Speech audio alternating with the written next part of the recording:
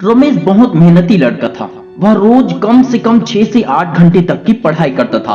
वह बाहर कभी भी कहीं भी घूमने नहीं जाता था, लेकिन फिर भी वह अपने क्लास का टॉपर कभी भी नहीं बन पाया। जबकि उसका दोस्त कमलेश सिर्फ 4 से 5 घंटे तक की पढ़ाई करता था। इसके अलावा कभी क्रिकेट खेलने चला जाता था तो कभी फुटबॉल। फिर भी वह हर साल क्लास में टॉप कर जाता था। रमेश की 8 घंटे की मेहनत, फिर भी एवरेज मार्क्स, जबकि उससे आधे मेहनत यानी सिर्फ 4 घंटे की पढ़ाई में कमलेश टॉपर। ये कैसे? चलिए जानते हैं।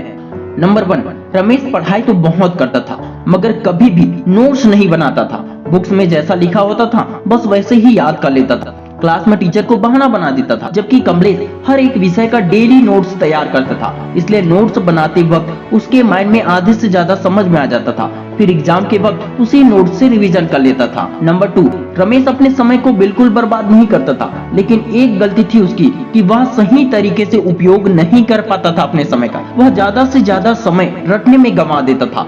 इससे उसका टाइम बहुत लगता था। रिवीजन के समय भी उसे उतनी ही मेहनत करना पड़ता था, उतना ही एफर्ट लगाना पड़ता था जितना कि वह पहली बार में लगाता था। जबकि कमलेश भी अपने समय को बर्बाद नहीं करता था, लेकिन वो सही तरीके से काम करता था। क्रिकेट और फुटबॉल खेलने से शारीरिक और दिमागी शक्ति हमेशा मजबूत रहता था, इसलिए वह बीच में कभी भी बीमार नहीं पड़ता था और पढ़ाई के समय उसका माइंड बिल्कुल फ्रेश रहता था। और वह किसी भी सब्जेक्ट को रटता नहीं था, बल्कि पहले समझ लेता था। एक बार समझने के बाद जब दोबारा उसका रिवीजन करता था तो उसके लिए वह चैप्टर आसान लग जाता था और समय की भी बचत हो जाती थी। नंबर 3, रमेश हमेशा दूसरों की बातों को सीरियस ले लेता था। अगर कोई भी उससे कुछ नेगेटिव बात कह दे तो वह उसे बार बार याद करके टेंशन लेता था। इस वजह से उसके हाथों में किताबें तो होती थी, लेकिन ध्यान कहीं और होता था। जबकि कमलेश लोगों की नेगेटिव बातों को दिल से नहीं लेता था। जब वह पढ़ाई करने बैठता था तो पूरे फोकस के साथ पढ़ाई करता था। वह एक समय में सिर्फ एक ही काम करता था, एक ही सब्जेक्ट को पढ़ता था,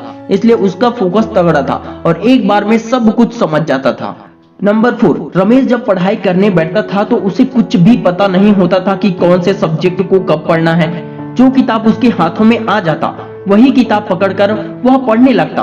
कई बार तो वह 2-3 किताब एक साथ एक जगह पर पकड़कर बैठ जाता था और कंफ्यूज हो जाता था कि कौन से पहले पढूं। जबकि कमलेश रोज सुबह लिस्ट बनाता था कि आज मुझे कौन सा विषय कब और कितने घंटे तक पढ़ना है। पहले से की गई प्लानिंग उसके समय को बचा देता था और वह कभी भी कंफ्यूज नहीं होता था। नंबर 5, रमेश सिलेबस या 5 साल के अनसॉल्व पेपर की तैयारी नहीं करता था, जबकि कमलेश हर क्लास के सिलेबस को अच्छे से समझता था। उसके अनुसार 5 साल के अनसॉल्व को भी सॉल्व करता था, जिससे उसकी तैयारी 100% हो जाती थी। नंबर 6, रमेश कभी भी अपने आप को समय के साथ बदलने के बारे में नहीं सोचता था, लेकिन कमलेश खुद को हर दिन बेहतर करता रहता था। वह हर दिन एक्सरसाइज करता, प्राणायाम करता, सुबह सुबह ताजी हवा लेने के लिए जाता था, जिससे दिमाग शांत और तेज हो जाता था।